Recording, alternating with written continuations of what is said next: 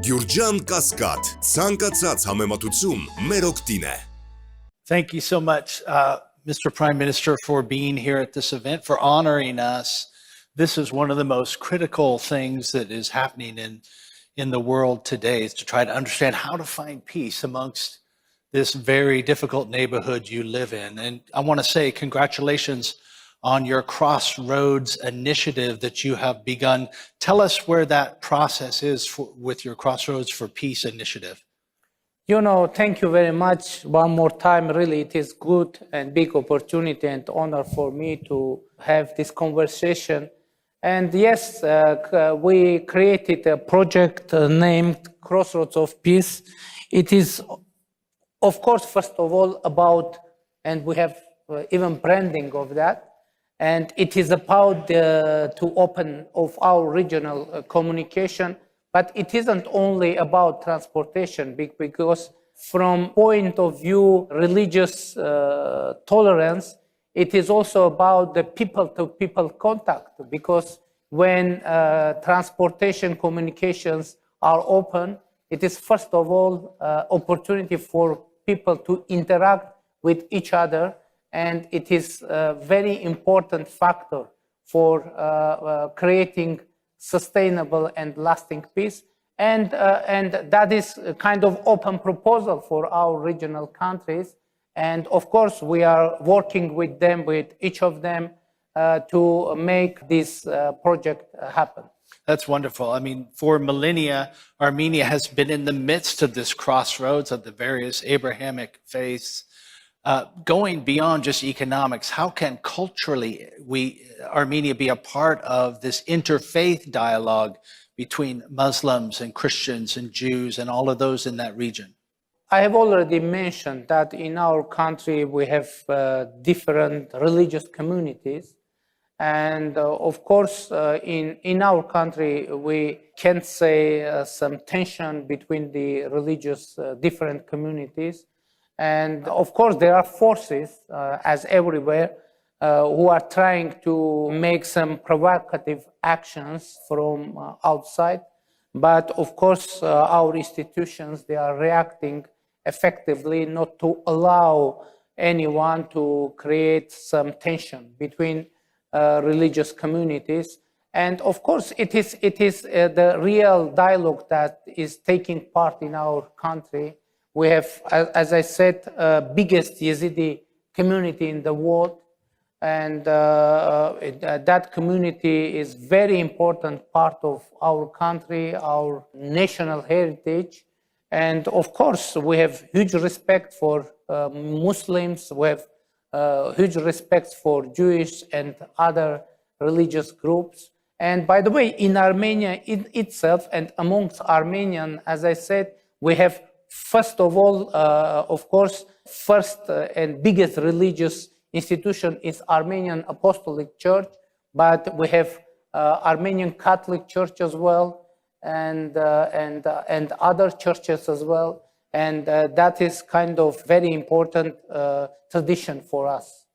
As Armenia over these past few years has transitioned from a country within a larger empire to an independent country, how can the Armenian people develop this emotional discipline to build and reevaluate its country and become truly independent and yet interconnected with all of the region? It is a really very important issue and very important topic, and now we are trying to share those ideas and make those ideas of statehood, of ideas, of ideals of independence closer to our people. Because you are totally right, those are two different things, to be citizens of empire and to be citizens of the independent democratic country. And Armenia, for a long time, for several centuries, had no independent states. And 30 years ago, we started to create our independence, and we are in process of making our democracy sustainable and institutional. And that is very not easy, but very important way to go. And we are doing that. And now, as I said, we are striving democracy, which shows that democracy in Armenia has great future. That's wonderful. Backstage, shifting gears just for a minute, backstage we had a brief conversation, and I found out you love to bicycle, which was something I used to do all the years ago.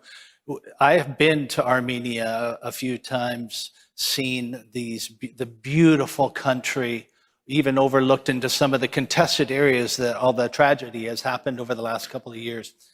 I would love to see a tour de Armenia where there's a bike ride where people can come. What is the future? How do you see that? Do you think we'll ever have a tour de Armenia? Yeah, by the way, we are working to organize a professional tournament. Maybe the name will be Tour d'Armenia. Can I get royalties from that? Let's trademark that real quick. Yeah, but the organization of professional tournament will take time and maybe a couple of years. That's why we decided this year to have some bike ride, amateur ride from south of Armenia to the north. And I invite all of you to participate. And it will be a very good opportunity to see the beautiful nature of the Republic of Armenia. And we love to see all of you in our country. Thank you so much for coming here. And really your attendance, what it says is that you believe in religious freedom for everybody to practice their faith peacefully. What would be your final message this morning to these people out here who are from different faiths, but who all believe in people's right to be able to practice the faith of their conscience? What would you say to them this morning to encourage them? For me, the values of Holy Bible, the values of the New Testament are very important. And actually my political activities from beginning was based on that. When I was in prison, I used to be political prisoner. Bible was the force that helped me to overcome this challenge.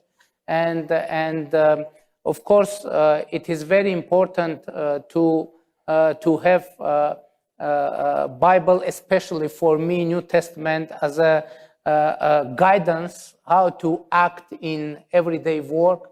Of course, it isn't easy, especially in politics, but we are trying to have value-based policies, internal policy, economic policy, foreign policy, and for this, the religious tolerance and religious freedom is very important.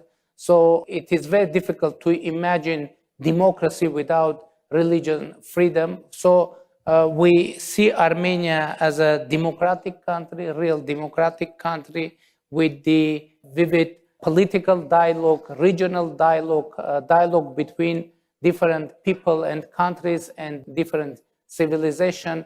And we will work on that to make Armenia a very bright place for different people to come and to interact and to be engaged in dialogue, for riding bicycles, for enjoying nature, for enjoying food, and to see holy places. Yes. By the way, we had now our religious center is Echmiadzin, where, as I said, in 301 AD, Christianity was adopted by the Armenian king. And it was first time when any state, any country accepted Christianity as official religion. So and all those places connected with that events now we have in Armenia, and those are holy places. And I invite all of you to be there. And in Horvirap, where our first patriarch was detained, and it was a kind of jail. As Christian, He was persecuted there, but after some while, king understood that Christianity is the best way to and best religion to accept, adopt, and he made that decision. So I invite all of you to see all those holy places and to interconnect with that very rich and very important history. Yes, I've been to some of them, the very beautiful holy places. Thank you, Mr. Prime Minister, for your commitment to peace. Thank you. The Prime Minister of Armenia, please give him a hand. Thank you, sir. Thank you.